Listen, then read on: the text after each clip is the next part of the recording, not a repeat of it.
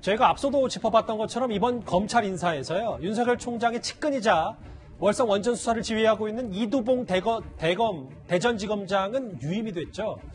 그런데 백운규 전 산업부 장관의 구속 여부가 오늘 밤 결정이 됩니다. 백 전 장관 오늘 법원에 출석하면서 이런 말을 했습니다. 월성 1호기 조기 폐쇄는 국민의 안전을 최우선으로 한 국정과제였습니다. 제가 장관 재임 때 법과 원칙에 근거하여 적법 절차로 업무를 처리하였습니다. 오늘 실질 심사에 성실하게 임하도록 하겠습니다.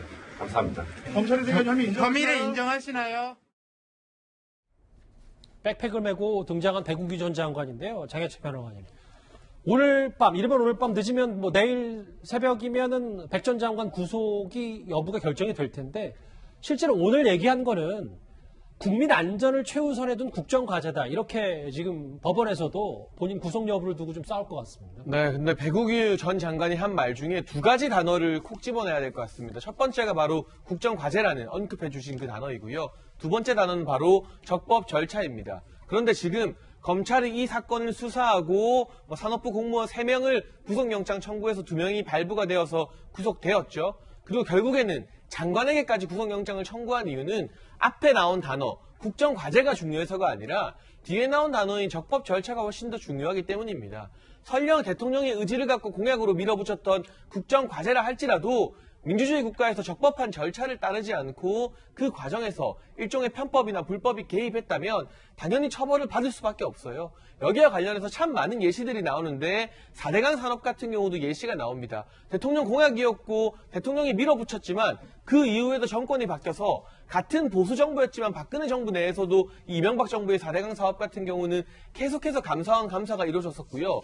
만약 그 과정에서 적법성 문제가 있었다면 책임을 져야 되는 부분이거든요. 지금 백운규 전 장관 같은 경우도 국정과제라는 데 방점을 둔 게 아니라 이 구속영장 실질심사 과정에서 적법 절차가 맞았다는 부분에 방점을 둬야 되는 것이고 한 가지 분명한 점은 산업부 공무원 3명 중에 2명이 구속이 됐습니다. 나머지 한 사람도 기소는 되었죠. 그런데 산업부의 주요 공무원들, 국장부터 과장까지 주요 공무원들이 구속도 되고 기소가 된 사안인데 장관은 책임을 안 지고 구속이 안 된다면 이건 밖에서 국민들이 바라봤을 때 역시나 높은 사람은 꼬리 자르기로 피해가고 아랫사람들, 지시를 받고 일하는 공무원들만 피해를 보는 게 아니냐는 그런 인식을 심어줄 수 있기 때문에 법원에서 어떤 판단을 할지는 모르겠습니다만 이런 여러 관련 사항들이 밝아졌을 때 전통적으로 일했던 실무진들만 처벌을 받고 구속이 되고 고위공직자나 장관들은 피해 나가는 그런 모습이 되풀이되지는 않을까. 그것이 국민들에게 결코 공정하다는 사인을 주지는 않을 것 같습니다. 이 사건을 좀 더 위에서 보겠습니다. 이현정 의원님. 네.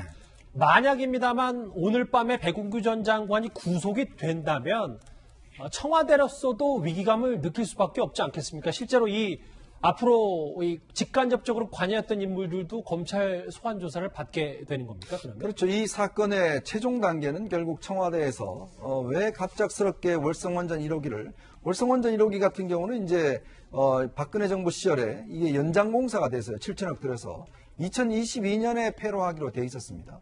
자, 근데 갑작스럽게 대통령이 월성원전 1호기에 대해서 이야기를 꺼내고 그것이 청와대를 통해서 산업자원부에 이 연락이 왔고 그래서 백운규 장관이 직원들로 하여금 이 경제성 평가와 관련해서 여러 가지 사안들에 대해서 지시를 했고 또 나중에 결국 공무원들이 이 감사원 감사에 대비해서 자료를 삭제했던 이런 부분은 연결이 돼 있거든요.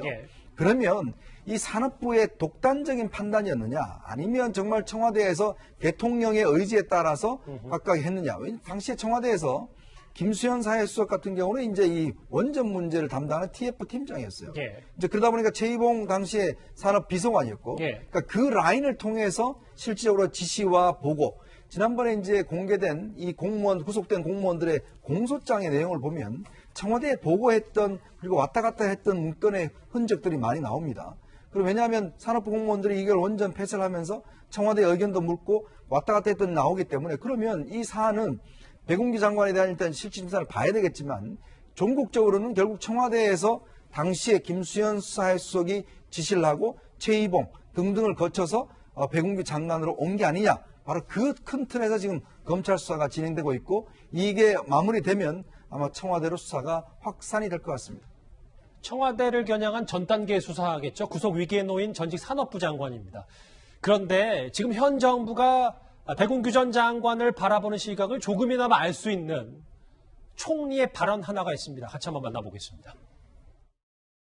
어떻게 사법적 판단의 대상이 되는지 저는 참으로 의아스럽기 짝이 없습니다. 경제성 평가라고 하는 것은 시대에 따라서 상황에 따라서 달라질 수 있는 것입니다. 너무 움츠러들지 말고 어깨 펴고 여러분들 당당하게 앞으로 계속 전진해 주십사 하는 말씀을 드리고 싶습니다. 마지막 목소리는 산업부 현장 방문했을 때 정 총리의 목소리인데요.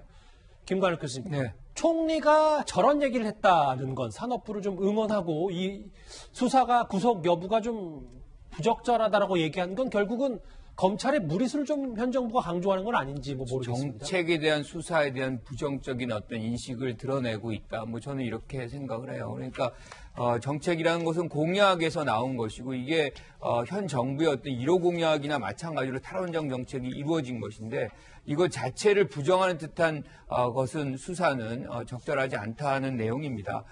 그리고